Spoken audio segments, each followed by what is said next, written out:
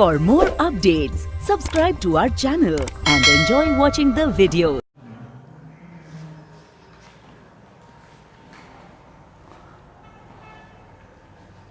Hello everyone, मैं हूं जरार खान। आज का जो हमारा लेक्चर है वो क्लास 9th का है, chapter number 8, that is quadrilateral. So in this lecture we will understand the basic concept of the quadrilateral, that is you can say it is the introduction of the quadrilateral। तो आज हम quadrilateral का introduction देखेंगे और फिर यहीं से concept build करेंगे और फिर quadrilateral से जुड़ी प्रॉब्लम्स, क्वेश्चंस, प्रॉपर्टीज़ को इसके बाद के लेक्चर में हम कवर करने की कोशिश करेंगे। तो जो आज का टॉपिक है वो ये है। First of all we will talk about that what is quadrilateral and then terms related to the quadrilateral and then types of quadrilateral, जिसमें से कुछ टाइप यहाँ पर मैंने मेंशन करके रखे हैं। आज हम इनके बारे में बात करने वाले हैं। So students, let's see that what is quadrilateral। आपने ट्राइंगल पढ़ के रखा, ट्राइंगल की डेफिनेशन जानी, आप देख रहे हैं लगातार हम लोग टू डायमेंशनल प्लेन फिगर की बात कर रहे हैं, ठीक है। So quadrilateral is also a plane figure which have four sides. You can say that quadrilateral is a plane figure which is bounded by four line segment, or you can say a simple closed figure is said to be quadrilateral if it is bounded by four line segments। इतने तरीके से आप quadrilateral को define कर सकते हैं। quadrilateral किसी ऐसे प्लेन फिगर को कहते हैं जो कम 4 लाइनों से बाउंड होगा। सिंपल क्लोज का मतलब आप पहले से समझ चुके हैं कि जो अपने वर्टेक्सों के अलावा कहीं एक दूसरी लाइनों को इंटरसेक्ट ना करते हो, that is called simple and close. So any figure which is bounded by 4 line segment is called quadrilateral. Like as you can make any figure like as this is a quadrilateral because you can easily see that this figure is bounded by 4 line segment। यहाँ आप देख सकते हो कि ये जो भी कोई भी प्लेन फिगर है वो 4 लाइन सेगमेंटों से घिरा हुआ है, इस वजह से हम इसको बोलेंगे कि ये क्वाड्रिलेटरल है। अब इसका सिंपल क्लोज होना बहुत ज़रूरी है। जैसे मैं एक आपको बना के दिखाऊं, मैं बोला कि ये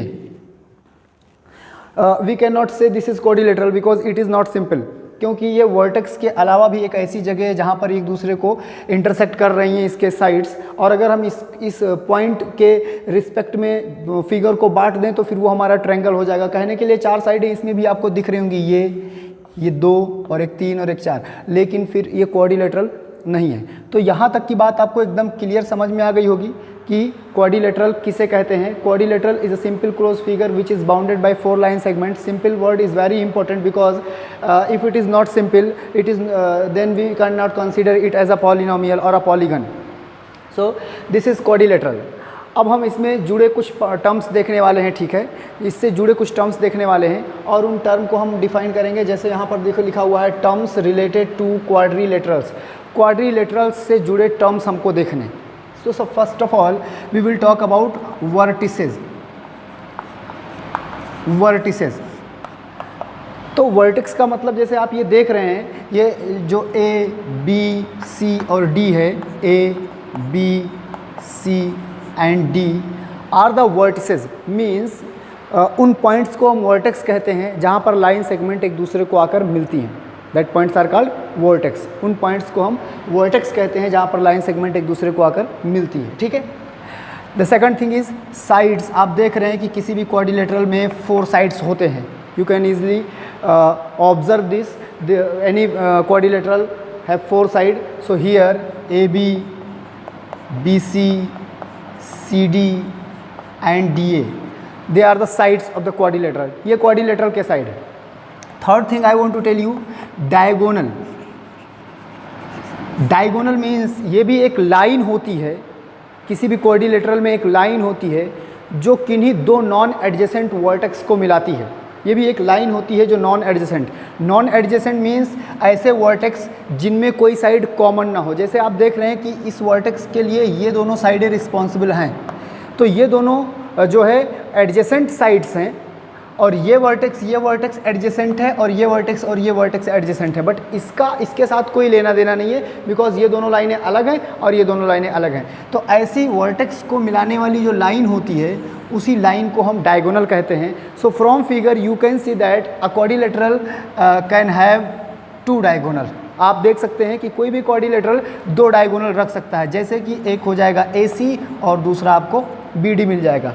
फिर इसी में अगर हम और आगे बढ़ें तो एडजेसेंट साइड और एडजेसेंट एंगल की बात करते हैं। तो एडजेसेंट साइड की बात कर लेते हैं। अगर ऐसे 2 साइडों को एडजेसेंट कहते हैं जो एक ही वर्टेक्स से निकल रहे हो, जैसे कि यहाँ देख रहे हैं ये वर्टेक्स A है, यहाँ से निकलने वाला एक साइड ये है, यहाँ से निकलने वाला एक साइड ये है। That's why these 2 sides will called adjacent side. And one thing again I would like to tell you, जो एडजेसेंट एंगल है, अगर एक ही लाइन पर बने हुए 2 एंगल इस तरीके से बनकर आएंगे तो हम इनको एडजेसेंट एंगल बोलेंगे। तो ये तो एक सिंपल इंट्रोडक्शन था कि क्वाड्रिलेटरल कहते किसे हैं, क्वाड्रिलेटरल में जो टर्म्स आ रहे हैं वो क्या क्या हैं। पहले हमने क्वाड्रिलेटरल की डेफिनेशन देखी, फिर हमने कुछ टर्म्स देखे यहाँ पर जो क्वाड्रिलेटरल से रिलेट थे, जिसमें से ये चीज़ें बहुत ज़्यादा इंपॉर्टेंट हैं, जैसे कि डायगोनल है, जैसे कि वर्टेक्स है, जैसे कि साइड है। इनका हम बार बार यूज़ देखेंगे। तो बच्चों ये था इंट्रोडक्शन क्वाड्रिलेटरल का। अब हम बात करेंगे टाइप ऑफ क्वाड्रिलेटरल की, जो ज़्यादा है और इसको हमें समझने की भी ज़रूरत है। तो आप इसको कंप्लीट करें, हम आपको बताते हैं कि टाइप ऑफ क्वाड्रिलेटरल क्या होगा, ठीक है।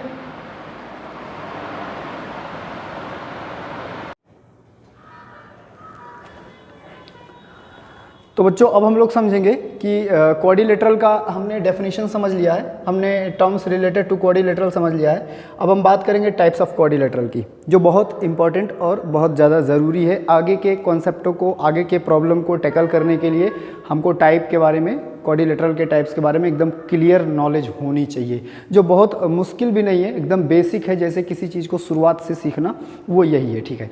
हम ये बात समझ चुके हैं कि कोई क्वाड्रिलेटरल होगा तो उसके 4 साइड होंगे, ठीक है। और दूसरी बात है उसके कुछ टर्म्स रिलेटेड होंगे, जैसे कि एंगल, जैसे कि साइड, जैसे कि डायगोनल्स, जैसे कि एडजेसेंट एंगल, एडजेसेंट साइड। अब बात करते हैं टाइप ऑफ क्वाड्रिलेटरल की। तो यहाँ पर हम जितने भी फिगरों की बात करने वाले हैं, जितने भी प्लेन फिगर्स की बात करने वाले हैं, indirectly every figure will have 4 sided, because all these figures are quadrilateral, क्योंकि ये सारे के सारे फिगर्स जो हैं वो क्वाड्रिलेटरल हैं। इस वजह से सारे के सारे फिगर क्वाड्रिलेटरल हैं, इस वजह से इनमें 4 साइड तो होना ही होना है। अब इनके अंदर कुछ स्पेशल क्वालिटीज़ भी होंगी जिनको हम डिस्कस करेंगे। जैसे सबसे पहले हम बात करते हैं पैरेललोग्राम की। पैरेललोग्राम, ठीक है। तो किसी भी क्वाड्रिलेटरल को, पहले हम क्वाड्रिलेटरल जरूर बोलेंगे, किसी भी क्वाड्रिलेटरल को हम पैरेललोग्राम कहते हैं अगर उसके जो 4 साइड हैं उसमें से जो अपोजिट साइड्स हैं वो इक्वल हों और पैरेलल हों। एंगल के बारे में कोई इन्फॉर्मेशन नहीं है यहाँ पर, बस हम उसको कहेंगे, किसी भी क्वाड्रिलेटरल को हम पैरेललोग्राम कहते हैं अगर उसके अपोजिट साइड्स जो हैं वो इक्वल और पैरेलल हों। That's it. I am not talking about angle. मैं एंगल के बारे में कोई बात नहीं कर रहा हूँ, वो कुछ भी हो, मुझे उससे कोई मतलब नहीं है।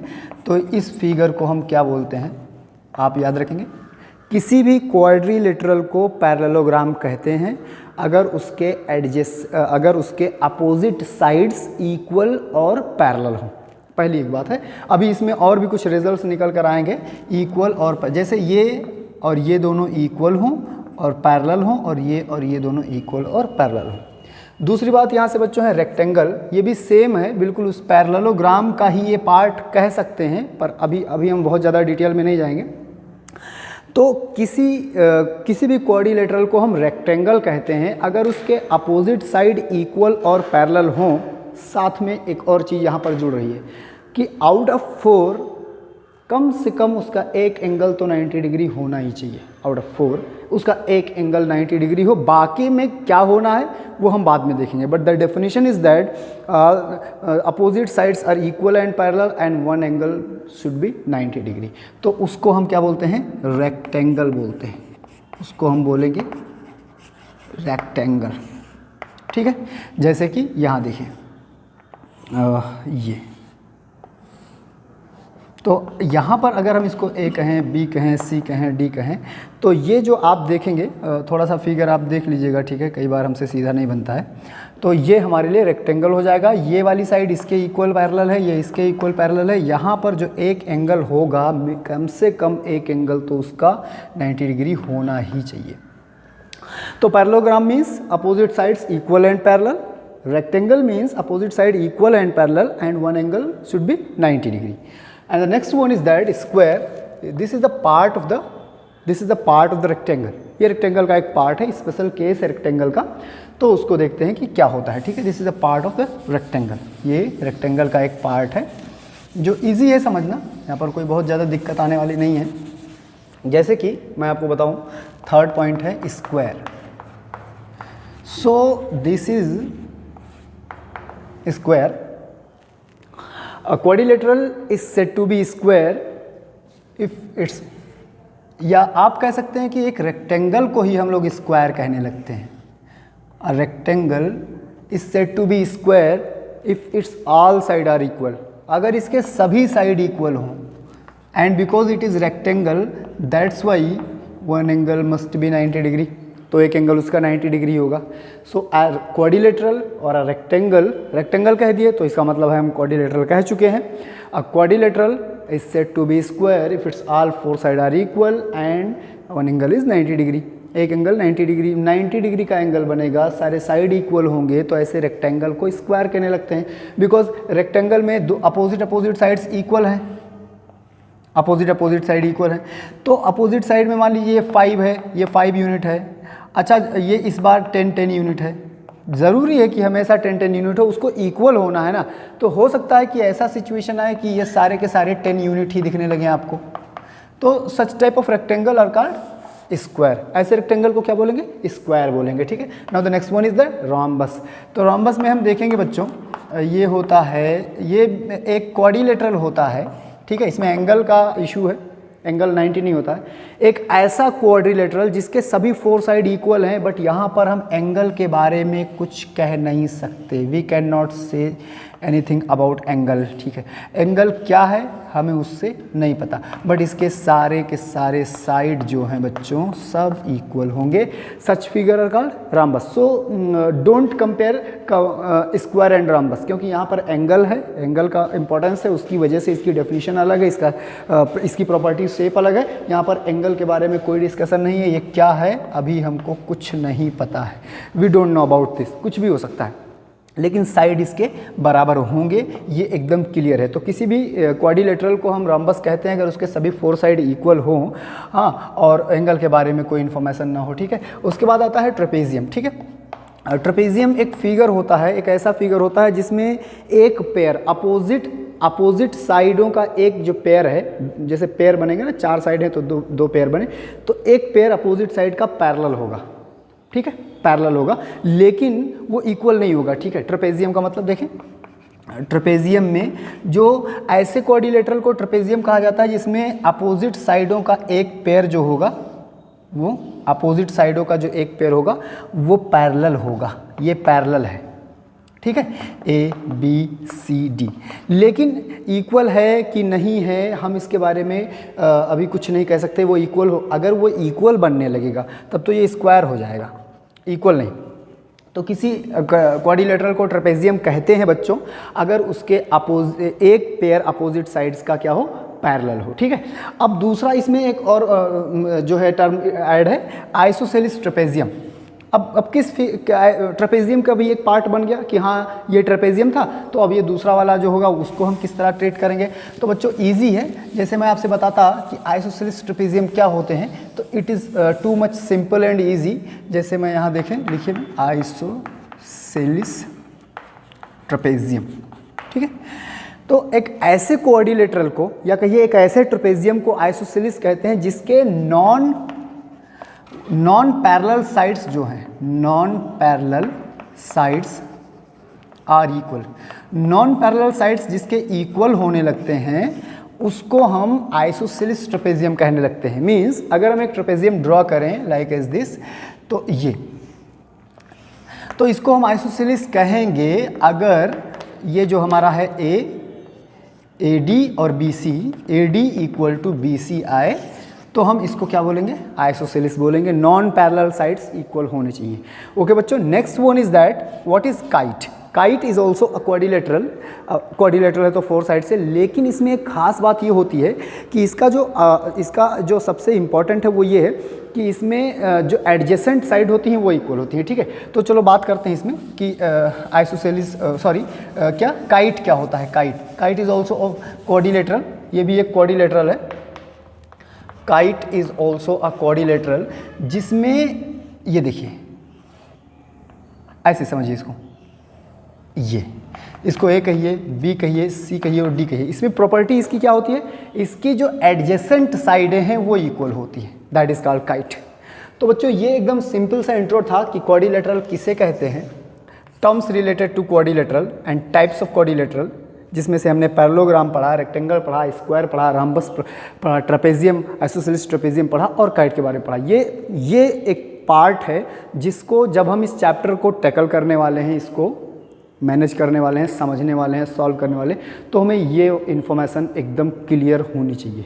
इसमें कहीं पर इफ बट नहीं होना चाहिए, अदरवाइज़ हमारे अगले क्वेश्चंस, अगली प्रॉब्लम्स नहीं मैनेज हो पाएंगी।